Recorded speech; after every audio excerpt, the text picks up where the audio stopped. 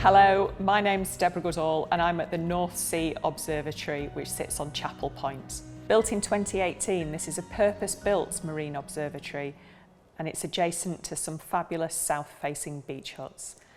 The observatory is open all year round and has a really great cafe, art gallery and some stunning views over the North Sea. Today I'm going to talk about business tourism.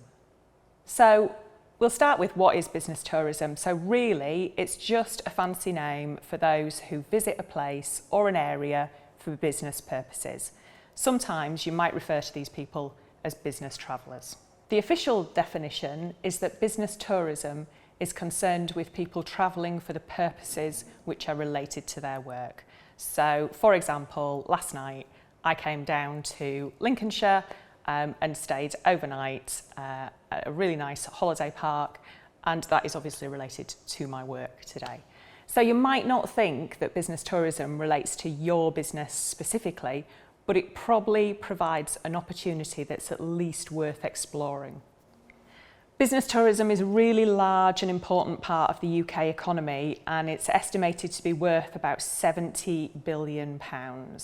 In Lincolnshire, business tourism accounts for about 7% of all overnight trips. In the UK, it accounts for 14%. The average spend per trip in the UK business trip is £268, and currently it stands at £154 in Lincolnshire. So why is this important for your business and what is the potential opportunity? So research shows that business travellers spend up to 4 times more during their trip than other types of tourists. So they are less cost sensitive than when they're paying themselves. So they're more inclined to spend more whilst they're visiting an area. Business tourists don't just stay in hotels and attend conferences. They also hold small meetings, use restaurants, visit theatres and other attractions. They might use gyms. They certainly call into cafes. We were just talking this morning about one that I'm going to pop into on my way back. After all, your business tourist is simply a human being. So why do business people travel? So it's referred to as MICE. It's the Meetings, Incentives, Conferences and Events and Exhibitions industry. So if we look at meetings, it might be that the business tourist might be travelling just to meet up with a client. It might be that they're holding a board meeting. It might be a head office meeting where they're all going to one central point. It could be an induction for new staff. There's really lots of reasons why business people still have face-to-face meetings. Don't fall into the trap that says that post-pandemic, people only meet virtually. It could be that they're hosting or attending a corporate hospitality event. So they might be bringing sponsors together. It might be that they're bringing a group of clients together. And of course, they might be attending a conference or attending an exhibition. So what's the opportunity for your business? It could be that if people are coming for a meeting, it could be that they're looking for a venue, they'll need catering, or potentially they'll need accommodation. The meeting might be for one-to-one purposes, or it might be a networking meeting. And don't just think that meetings should be in venues that are just rooms. It might be that people want to hold those meetings in an unusual venue. Corporate hospitality, again, people are going to be looking for a venue. It might be that they're looking for an activity to do. They might want to build relationships with their clients. So it could be that they're looking to do something like stand-up paddleboarding. It could be that they want to do a whole range of water sports, or it might be that they just want to go to the races for the day. Again, though, they'll need some catering and potentially need some accommodation. For conferences, it could be that they're looking for a host venue, accommodation, catering, provision of audio-visual equipment and other conference infrastructure. And similarly for exhibitions, they'll also want a venue, an accommodation and catering, but they'll be looking for exhibition infrastructure. What might the business tourist be looking for? So if it's a meeting, then they'll probably want privacy, but they'll also probably want some really good food and drink, and they'll want some space according to the size of the group. So not 5 people in a room for 50. 5 people in a room for 10 is probably okay, but they don't want to feel like they're just taking up such a small space in a vast room. They'll probably look for car parking, they'll probably want access to a digital whiteboard or flip chart, or access to a projector or a digital screen of some sort.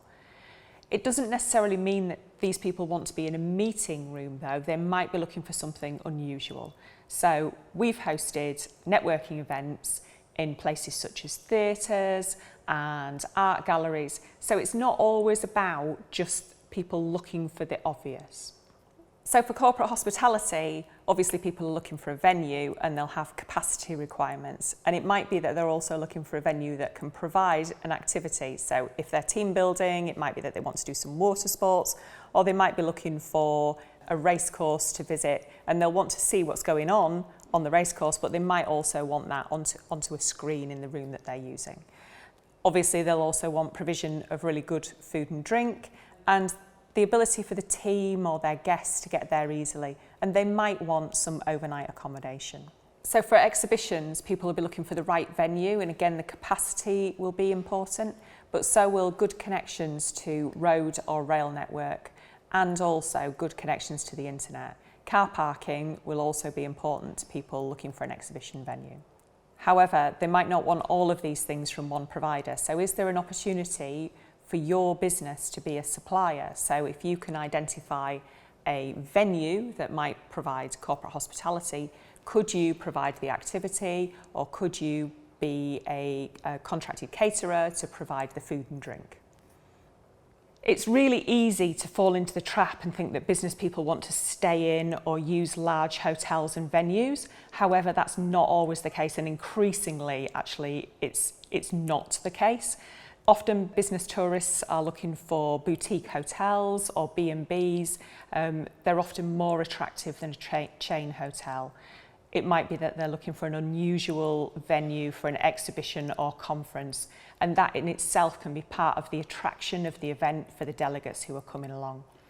It might be that they're looking for unique activities for team building or building client relationships or rewarding their teams. And quite often, business tourists want to immerse themselves in the food and drink offering from the region. So really think about, what does your business offer and how might you be able to service the business tourist?